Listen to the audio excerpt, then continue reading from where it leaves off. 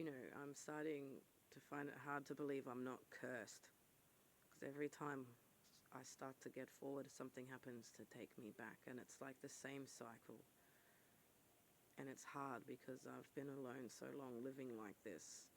I can't do it by myself. Some things you just need support. And sometimes it might be emotional support to like motivate you. Sometimes it's physically because you don't have the strength. Sometimes it's mentally because you just don't have the capacity.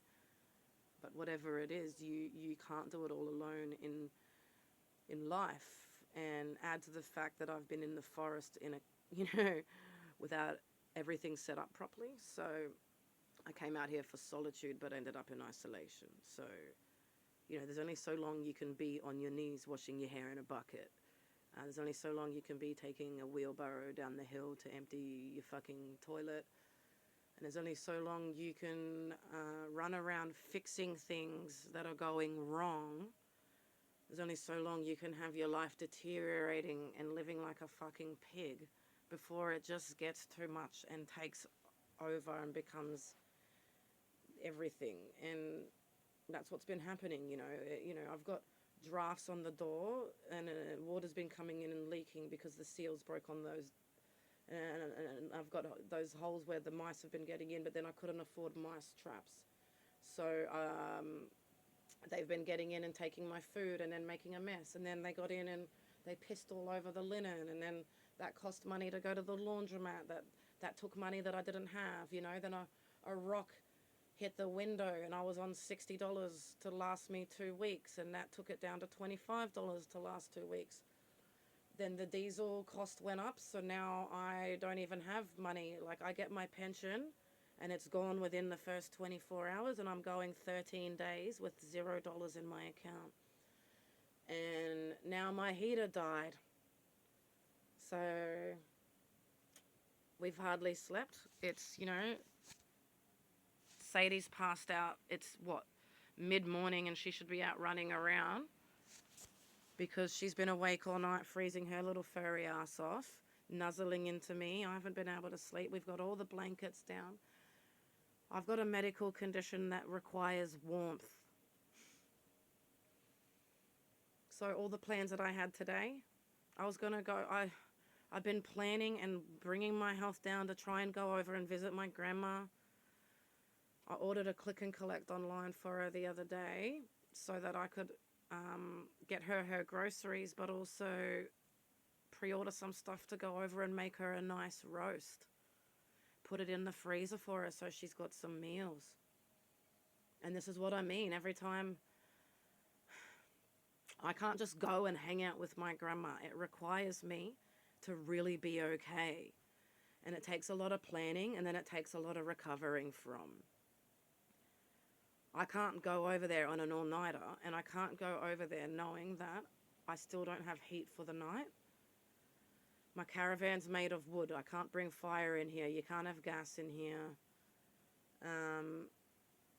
I think it's the glow plug, but of course I have a cheap, shitty fucking one that's not normal, where the glow plug just comes out, it's all fused in, and the tool doesn't just go on it, so it's telling me you got to do all these things to take it apart. And I'm like, I'm not that way inclined. It's dangerous stuff, and I don't have the brain capacity to follow it step by step and not blow myself up. When I have a flare-up, I need the heat. Usually I would have a bath or a shower or something. I've been curling up in front of the diesel heater. But now I don't have that. So if I have a flare-up, I'm fucked. And it's like, no matter how many blankets you have, I can't have 50 blankets on me while I'm cooking, while I'm going to the toilet, while I'm just walking around doing stuff. And it's making everything tense up. My nerves are hurting. My stomach is hurting. My muscles are hurting. And it's like I'm too scared to do anything. If I move and do anything,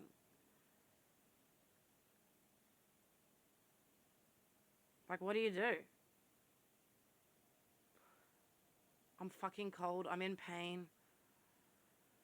And, while I don't have food and everything to last me for the fortnight, so what I was going to do at my grandma's, I was going to take a few slices of bread, take an apple, a banana.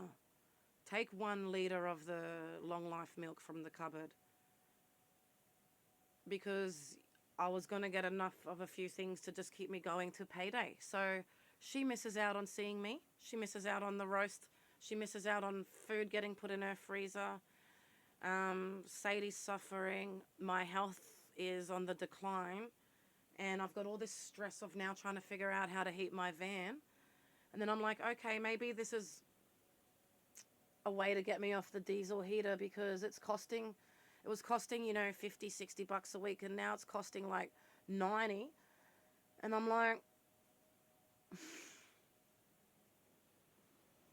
I'm trying to figure out where to live and relocate. I've been put on priority housing because of my situation.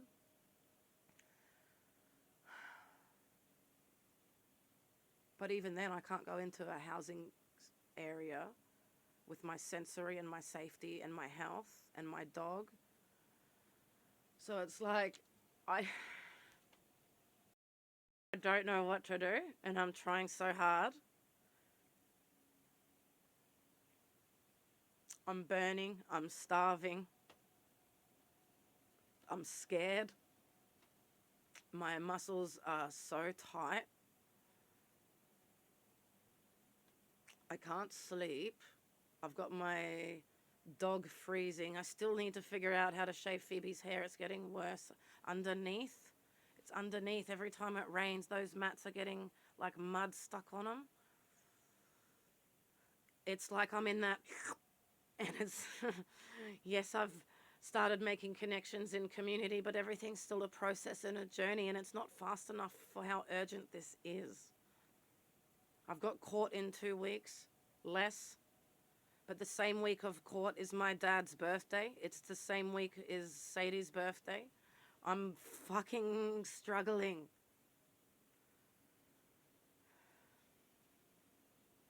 And I don't know what to do. I had a full-blown meltdown with the NDIS process and lost it at the NDIS guy, but I'm in the process of getting someone else who is trauma aware. I blew up on the psychotherapist, but we're okay. I'm not coping. I'm on fire. My final thread has snapped. And while I'm trying to figure out everything, everything goes against me, and I'm trying not to flip out. I'm trying not to get dysregulated and lose control, but I'm in that last thread.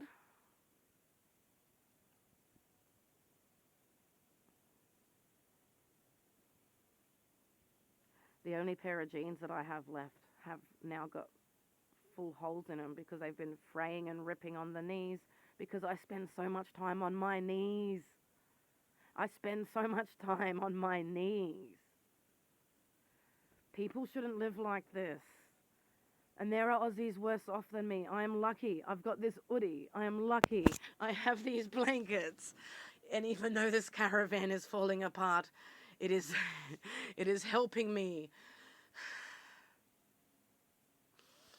But if I lose the van, I don't have any time left. I will not cope. I have tried. The forest camp is only going to be okay for storage. It is not going to be okay to keep me alive and safe and living. I can't do this. This is my 4th winter. I'm not coping. And the only reason I am not dysregulated, not punching myself in the head, is because the psychotherapist has been amazing. I'm not even doing sessions with her.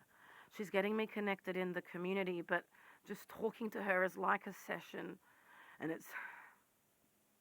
she's keeping me in touch and reminding me of my values and who I am at the core. She's reminding me to keep trying as hard as I can to love myself, and that's what's keeping me in control. But I won't keep that control forever, living like the way that I am, with everything just coming up the way that it is, and I can't rely on her for everything. I can't do this alone. I can't do another winter like this. Shit's getting real. It's getting real. And there are too many of us like this, and that's why I keep fighting as hard as I do.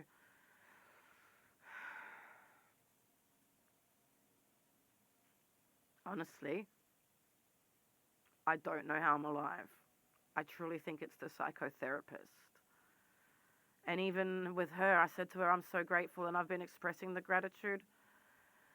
And I said, thank you, because I've been so scared of being true to myself and just showing that gratitude and having it turned around later on and twisted into something really fucked up.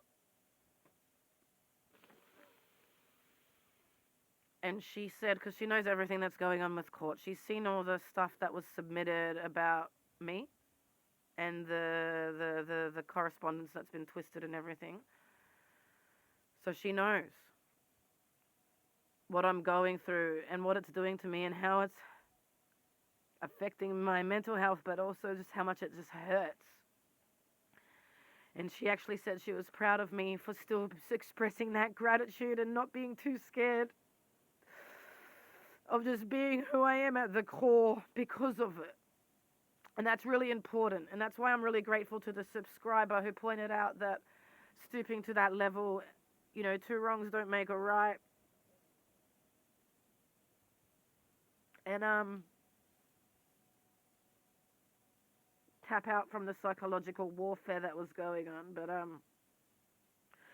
I'm still in the aftermath of it all whilst all of this is going on. And if I didn't have that lady reminding me of who I am, I'm just so fucking grateful. I'm just so fucking grateful.